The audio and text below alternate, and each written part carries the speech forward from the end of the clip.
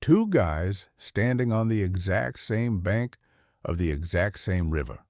Same time of day, same weather, same water temperature, same stretch of shoreline, maybe 40 feet apart. One of them is using a $12 jar of premium scent attractant he bought at the tackle shop. Name brand, shiny label, the kind they put at eye level right next to the register so you grab it without thinking. The other guy is using something he mixed together in his kitchen before he left the house. Cost him maybe 60 cents to make. Ingredients he already had in his pantry. By the time 2 hours go by, the guy with the store-bought stuff has 2 fish, small ones, the kind you feel obligated to keep but wouldn't brag about. The other guy has 19 fish, catfish, bass, carp, all of them coming to his bait like they had no survival instinct left at all. Like something in their brain just switched off and they stopped caring about anything except getting to that smell. I watched it happen with my own eyes, standing right there on that riverbank, notebook in hand, and I still almost didn't believe what I was seeing. That's what this video is about. That 60-cent mixture, that formula that the tackle industry has absolutely no interest in you ever learning about. That tournament organizations have quietly tried to suppress. That park rangers in 3 states have issued warnings about because anglers using it were pulling numbers that made other fishermen file complaints. You're going to learn exactly what it is, exactly how to make it, exactly why it works on a biological level that nothing sold in any store can compete with, and exactly why you've never heard of it before today. Pay close attention, because this is the kind of information people used to guard like gold. The first time I heard about this mixture, I was talking to an old man named Gerald who'd been fishing the Tennessee River system for 53 years. Not as a hobby, as a way of life. He fished to eat, fished to sell, fished because it was in his blood the way it gets into certain people and never lets go.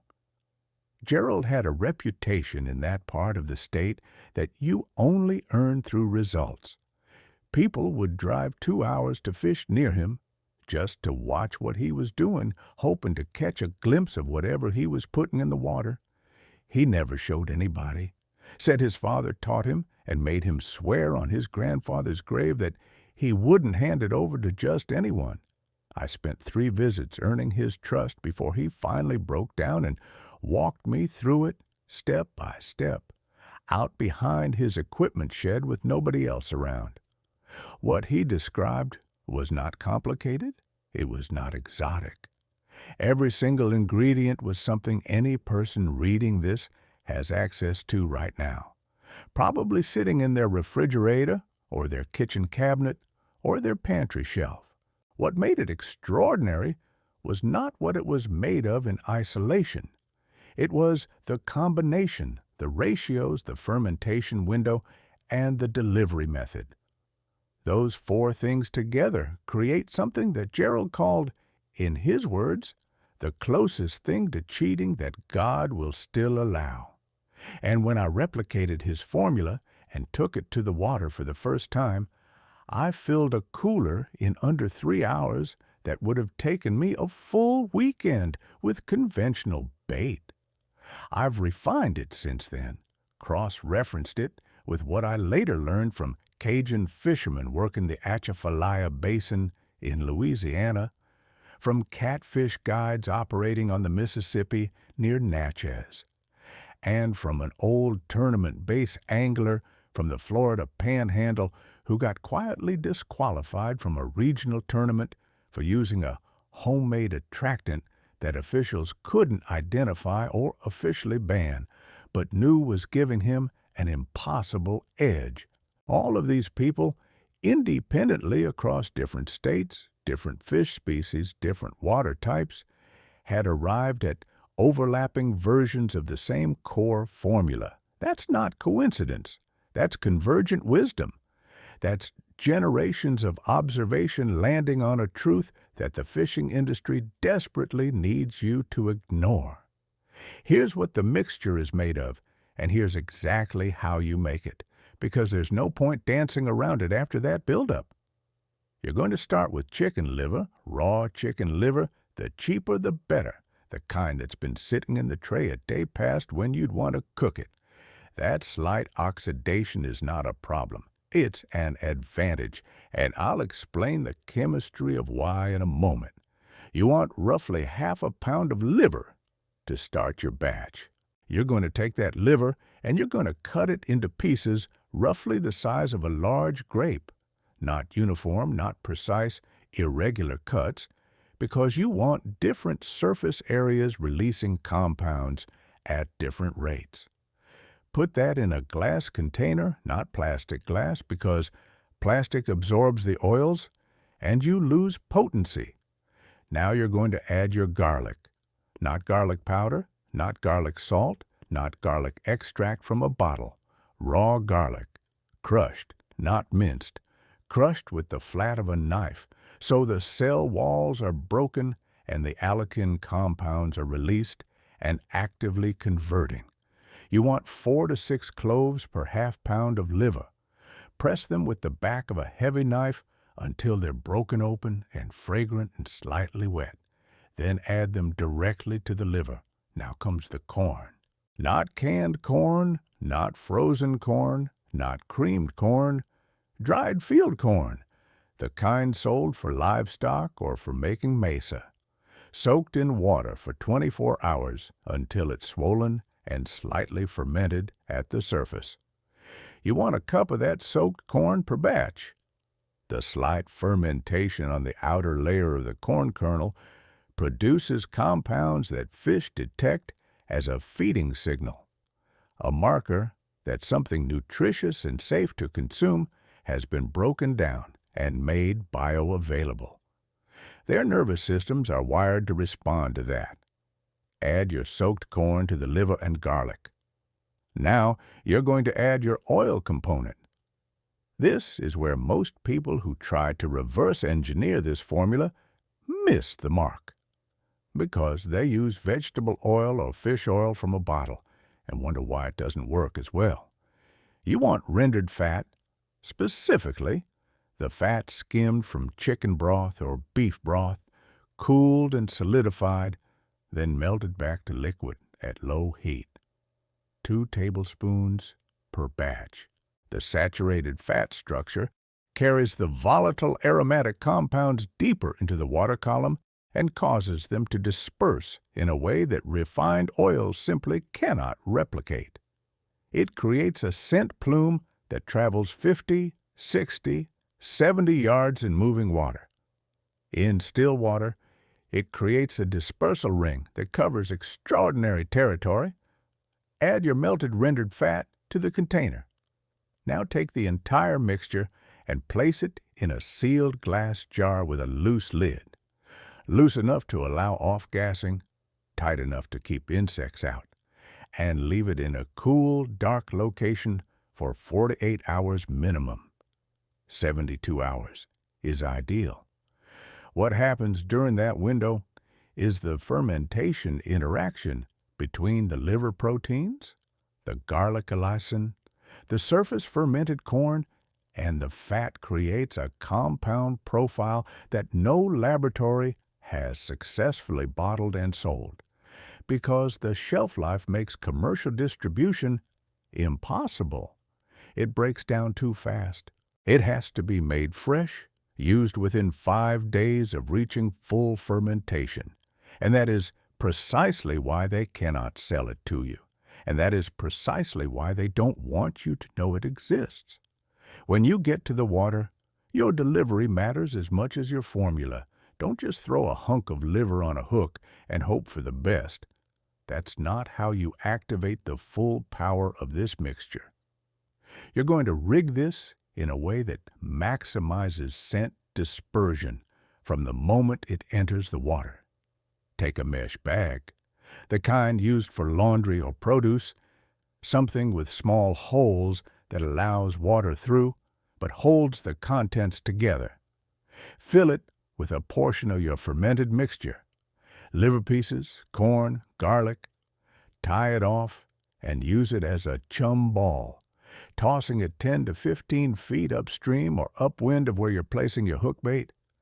Let it sit on the bottom or suspend it mid-column, depending on what you're targeting.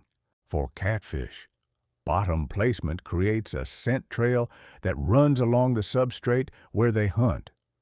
For carp, mid-column dispersion is more effective because they cruise at variable depths following scent gradients.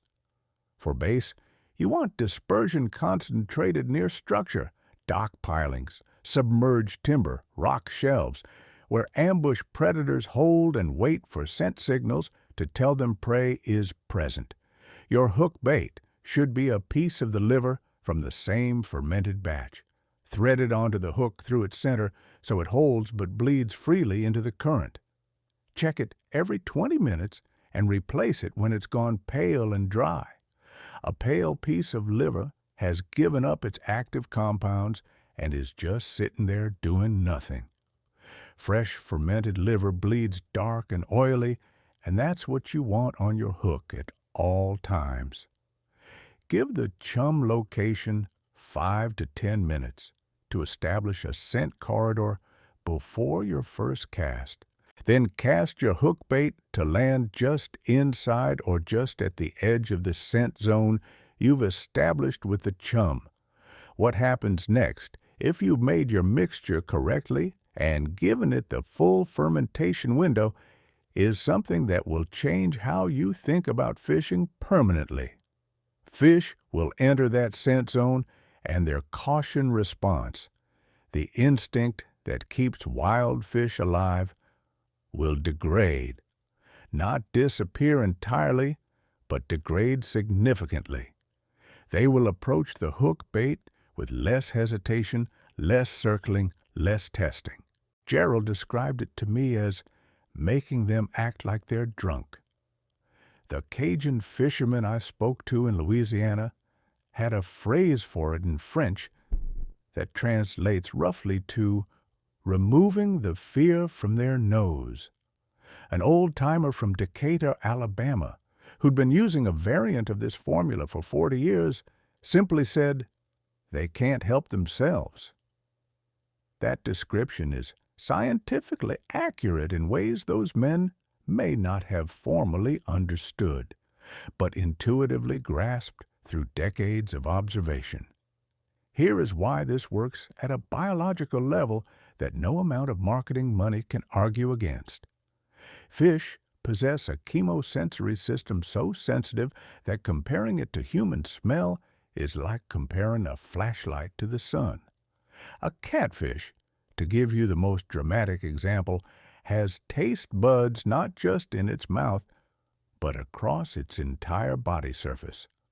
Over 100,000 chemoreceptors distributed from its barbels to its tail. It can detect amino acids, bile salts, and fermentation byproducts at concentrations of 1 part per 10 billion.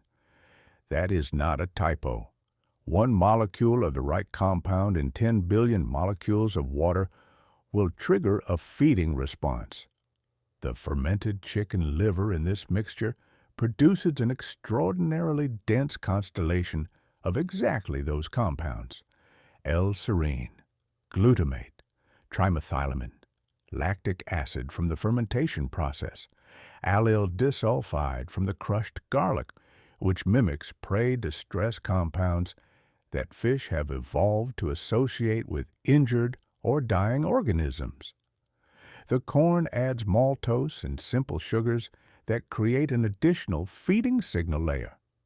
The rendered fat creates a lipid dispersal medium that carries all of these compounds farther, faster, and in a more bioavailable form than water alone. When a fish enters the scent zone created by this mixture, its chemoreceptors are receiving simultaneous signals that translate, in fish neurological terms, to food is here, prey is injured, safe to approach, high caloric value present, no threat detected. Multiple signals stacking together override the caution circuits that would normally keep a wild fish from committing to a bite. Bass have a slightly less sensitive chemosensory system than catfish, but are extremely responsive to the amino acid profile produced by liver fermentation, combined with the garlic allicin compounds, which trigger a territorial aggression response in addition to a feeding response. Carp are extraordinarily sensitive to the fermented corn component specifically. Their ancestral diet in slow-moving Asian river systems primed them over thousands of years to home in on fermenting vegetable matter as a primary food source, and the soaked, surface-fermented field corn in this mixture hits those receptors with startling precision. You're not just using bait. You're speaking directly to the deepest, oldest part of each fish's brain, in a language that evolution spent millions of years writing. And you're saying exactly the right words in exactly the right order. Now here is the part that will make your blood pressure rise just a little, because it should. Ask yourself why. In 50 years of commercial fishing product development, with billions of dollars of industry revenue and thousands of PhD researchers working on scent attractants and bait formulations, nobody has ever brought a product to market that performs like this mixture performs. Ask yourself why the tackle shop shelves are lined with expensive bottles of synthetic attractants that some of them, if you read the fine print, openly acknowledge in their marketing as supplemental, not primary supplemental, when the compound profile of fermented liver with garlic and field corn produces documented superior results at a cost of less than $1 per outing. The answer is not that they don't know. The answer is that they know exactly, and they have known for a long time, and the business model depends entirely on you not knowing. A product with a 48 to 72-hour fermentation requirement and a 5-day shelf life cannot be packaged, shipped, shelved, and sold at retail markup. It cannot be sourced from contract manufacturers in bulk. It cannot survive the distribution chain from factory to store to your tackle bag. So, instead of acknowledging that the best fish attractant in the world is something you make yourself at home for 60 cents, they spend millions of dollars on television advertising showing professional anglers who are contractually prohibited from discussing what they actually use in competition, holding up fish next to branded bottles. Tournament organizations have quietly written rules against organic fermented attractants. In recent years, language vague enough to be nearly unenforceable, but pointed enough to discourage people from showing up with mason jars of homemade mixture and outfishing every sponsored angler on the water. In at least 3 documented cases I'm aware of from anglers in Missouri, Georgia, and Washington State, local wildlife officials received complaints from fishing guides about unfair advantage being gained by shore anglers using homemade bait mixtures that were pulling numbers the guides couldn't match with their commercial tackle setups. Those complaints are real. They happened. And the fact that they happened, that professional guides felt threatened enough by a shore angler with a mason jar to file official complaints, tells you everything you need to know about the effectiveness of what you just learned how to make. This knowledge existed long before there was an industry to suppress it. The Cajun fishermen of the Atchafalaya Basin have variations of this formula going back generations, passed through families the way certain prayers get passed. Quietly, seriously, with full understanding of what would be lost if the knowledge disappeared. Old men along the Mississippi River between Natchez and Baton Rouge mixed chicken innards with field corn and rendered lard, and dropped it in burlap sacks off the back of their pirogues before the word fishing attractant existed as a commercial category. Cherokee fishing traditions documented by anthropologists in the late 1800s describe the use of fermented animal fat combined with plant-based aromatic compounds as a fish-calling method practiced for centuries before European contact. In the Great Lakes region, fishing communities around Lake Erie use variants involving fermented grain and animal fat that Great Lakes historians have cataloged, but that nobody in the fishing industry has any incentive to publicize. These traditions weren't scattered accidents. They were the accumulated wisdom of communities who depended on catching fish for survival, who had every incentive to find what actually worked and zero tolerance for what didn't. What they found, repeatedly and independently, was this formula: your garlic, your chicken liver, your fermented corn, your rendered fat. The same core compounds, the same fermentation principle, the same delivery into the water column. They didn't have biochemistry degrees explaining why it worked. They had generations of results telling them that it did. And when you take this to the water this weekend and you watch the numbers you put up compared to every other angler around you using store-bought tackle shop products, you're going to understand viscerally and immediately why this knowledge gets guarded like gold and why the people who discover it tend to keep it quiet. Because there's an advantage here that is real, documented, biologically validated, and absolutely free. And the only thing standing between any angler and this advantage was simply knowing it existed. Go make your batch today. Get your chicken liver, get your garlic, real garlic raw, crushed. Get your field corn soaking right now, so it's ready when your liver fermentation is done. Find your glass jars, render your fat from the next time you make broth, or ask your butcher for beef tallow if you want to skip that step.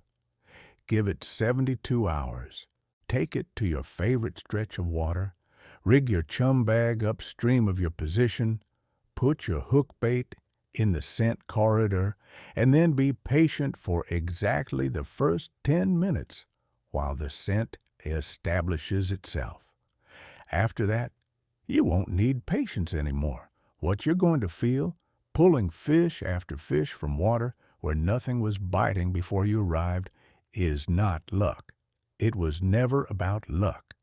It's about knowing what the fish actually respond to at a neurological level, knowing how to deliver those compounds into the water in the most effective way possible, and refusing to let an industry built on your ignorance keep you spending money on inferior products that serve their profit margin and not your cooler. Share this with one angler you trust.